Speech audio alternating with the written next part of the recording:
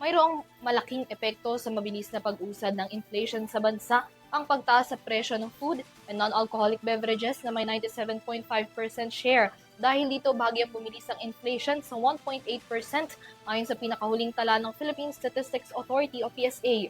Alamin ang balita mula kay Criza Lopez.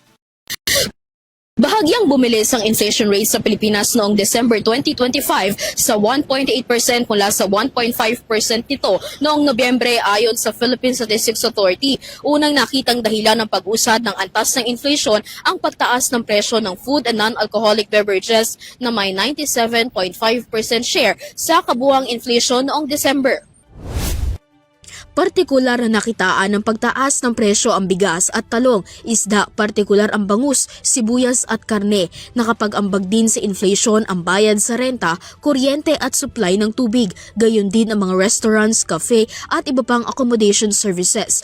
Ayon kay PSA National Statistician and Civil Registrar General Undersecretary Claire Dennis Mapa, seasonal lamang ang pagbilis ng antas ng inflation dahil sa holiday season. Nabanggit din niya na may epekto rin ang mga nagdaang sama ng panahon noong Nobyembre. Holiday effect, no? So we hope that this is seasonal, temporary, and babalik naman yung presyo sa January. May effect din yung mga typhoons, of course, kasi kung naalala nyo yung buwan ng Nobyembre, may malalakas tayo na bagyo, and this most probably impacted also yung mga vegetable farms natin, kaya tumaas yung presyo, particularly sa labas ng National Capital Region.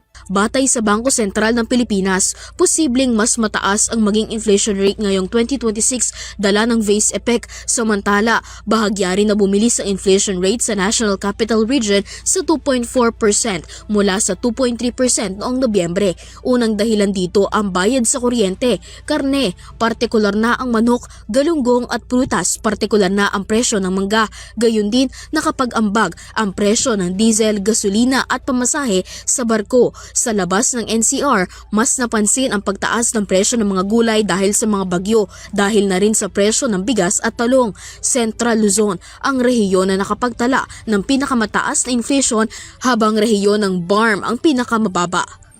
Para sa Zero TV News, Criza Lopez, sumasaludo sa bawat Pilipino.